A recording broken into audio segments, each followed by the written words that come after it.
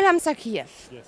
Today you won gold. Congratulations to that big success. So you are a real legend here.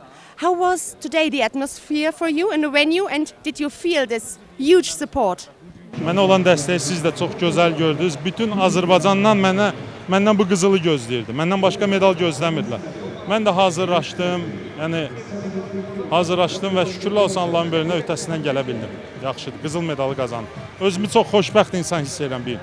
So to fight at home, was it more pressure or did it really push you today?